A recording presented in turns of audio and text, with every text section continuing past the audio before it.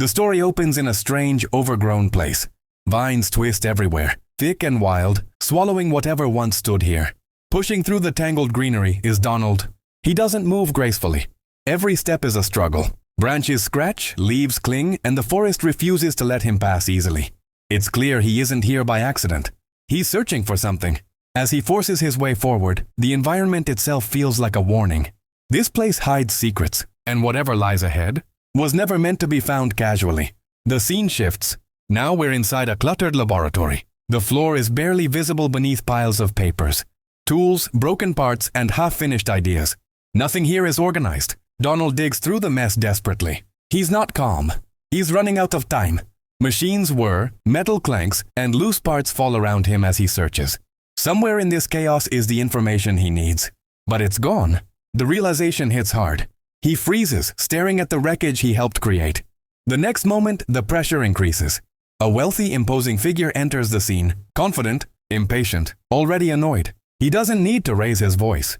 His posture alone demands results. Donald tries to explain. He gestures helplessly at the mess, clearly overwhelmed. The demand is simple. The expectation is not. Time is given, but barely any, and the weight of failure hangs in the air as the figure turns away. Already assuming success, Donald is left alone, drowning in responsibility. The visuals change again. Out on the street, the mood feels lighter at first. Bright colors, movement, everyday life continuing normally. But something is wrong. A group of rough-looking characters blend into the crowd too easily. They smile too much, watch too closely. Donald doesn't notice them at first. He's distracted, tired, thinking. Then suddenly, everything goes wrong. Hands grab him. The world spins. Panic hits before understanding does. He's overwhelmed instantly, dragged away as if he weighs nothing at all. The next scene is dark. An abandoned industrial space. Broken pipes drip water. Loose wires spark overhead. The air feels cold and unsafe. Donald lies on the floor, stunned. His vision blurs as he slowly regains consciousness. Pain sets in. Confusion follows. Before he can react, shadows move. Figures step forward, smiling in a way that promises trouble. They don't rush. They're enjoying this. They speak like everything is already decided. Donald is forced to listen. Plans are mentioned. Machines. Gold. A device powerful enough to tear through the earth itself. And worst of all, Donald is the key. A small object is shown, something that looks harmless, almost insignificant, but it holds everything. Donald understands the danger immediately. The scene cuts to another location. A massive underground vault overflowing with gold. Coins spill like water. Money bags pile higher than people. Machines dig relentlessly, tearing through the ground without mercy. The criminals celebrate. They throw gold into the air like it's worthless. This isn't just greed, it's obsession. Back in the lab, the villains work carelessly. Laughing. Messy. Overconfident. They don't respect the technology. They only care about what it gives them. And that arrogance becomes their weakness. The visuals show plans forming in Donald's mind.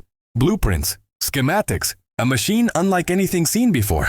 Piece by piece, something powerful takes shape. Not just a tool. Not just a machine. Something smarter. Stronger. Adaptable. The transformation begins quietly. Metal closes around him. Systems activate. Energy flows. Donald is no longer helpless. The final moments shift back to the streets. The same criminals. The same confidence. But now, something watches them from above. A red and gold figure moves with precision. Calculated. Controlled. The chaos they once caused is returned to them. And for the first time, fear changes sides. The story pauses here. Not at the end, but at the moment where an ordinary character stops running and starts fighting back. The camera lingers on the red and gold figure standing high above the street. Lights from the city reflect off polished metal. Below, the criminals laugh, unaware. A soft mechanical hum fills the air. Not loud, not dramatic. Controlled. One of them looks up. Too late. The figure drops. Not falling, descending with purpose. The ground cracks on impact. Dust explodes outward. Shockwaves knock the criminals off their feet. Silence. Then footsteps. Heavy. Measured. Unavoidable. The suit moves forward, eyes glowing with focused intent. No wasted motion. No hesitation. One criminal swings a weapon. The suit catches it mid-air. Crushes it like it's made of paper. Another runs. A burst of energy flashes. The escape ends instantly. Panic spreads. This isn't luck. This isn't chaos. This is planning. The suit adapts in real time.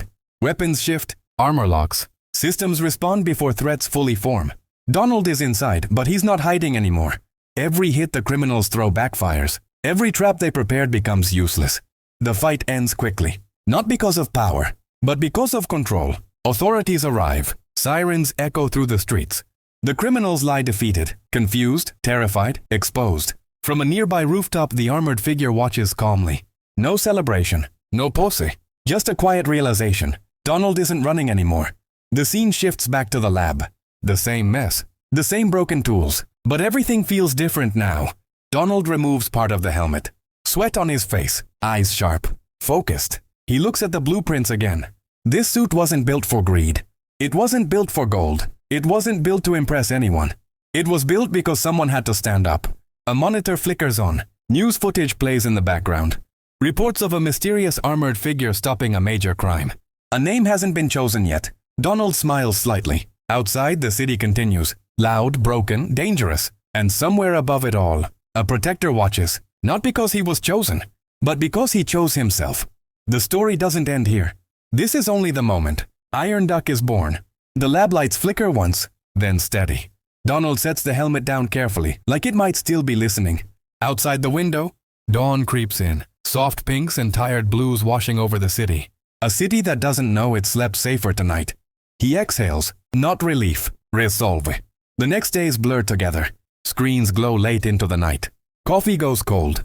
Sparks fly. Donald studies every second of the fight, slows it down, rewinds it, breaks it apart frame by frame. Where the armor reacted too slowly. Where it overcorrected. Where he hesitated. He upgrades anyway. Not because the suit failed. Because next time, it has to be better.